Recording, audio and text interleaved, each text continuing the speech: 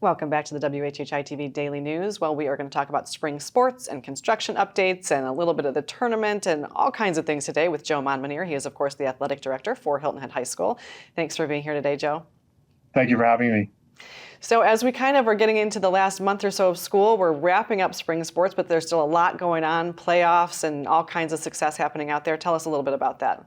Yes, girls and boys lacrosse start playoffs this week. The girls were the 3 seed, the boys were the 2 seed in the 4A state playoffs. So they're having a couple home games this week. We actually, I don't know when we have the telecast, but where this is on, but we have a home game for the girls tomorrow night, Thursday versus Philip Simmons, and the boys play Saturday against May River, a local competition here today and or for Saturday. So it should be great. Yeah, lots of fun.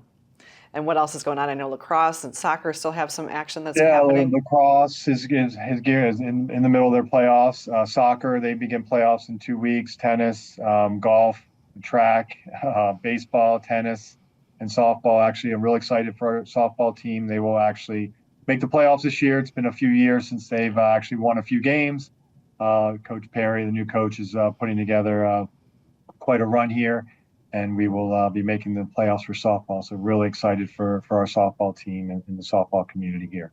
Excellent. Well, that sounds like there's a lot of playoffs going on. So that's great for all the kids and, of course, the community, too. And so let's talk about the high school, the new high school, getting to look a little bit more like a building these days. Yes, it's looking like a 3-story building. They instead of the steel girders and things like that, they're starting to put concrete to the walls. It's actually gray now. It looks like a building. They're still expected to be completed in May of 2026 and to open up the doors for the fall of 2026. So we're hoping for that. Then once they complete the academic building, they will start to tear down the existing academic wing. They were going to create new CATE wings, hopefully something for fire rescue and small injury repair. Building a full culinary kitchen as well as our new cafeteria for the school. And then the older areas like the VPAC or Performing Arts Center, ROTC, my areas, the gym, are going to be repurposed. They're going to be redone, fancied up, reconfigured. Where the old cafeteria will be our new weight room and will be our wrestling room. So a lot going on here in the next few years. In addition to our busy spring schedule for sports now, it's looking good. On the island for renovations for the future too. Absolutely. Well, it's exciting to keep, watch it take shape. So I enjoy these updates because it is exciting to see what's going to be happening. So we just obviously went through Heritage Week, and I know that you and some of the other athletes, had a little bit of a hand in that. Tell us a little bit about that experience. Yeah, so our softball and football teams both handle parking. So Honeyhorn, any of the lots inside, the VIP lots, player lot, things like that. So we handle that. The Heritage gives us a donation to cover those for that. And then I got upgraded a couple of years ago. I'm one of the co-chairmen of the risk management. So anytime you see a trip hazard or tape or anything at the Heritage, we're helping to try to keep people safe during this week.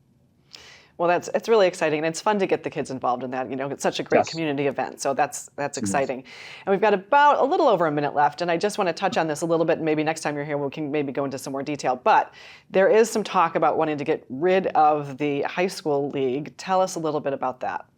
Yeah, there's been in the state legislature, there's been some movement on trying to get rid of the high school league as it is, trying to take it over either in a legislative branch or through I think this is the latest. The legislator wants to take over and create a body.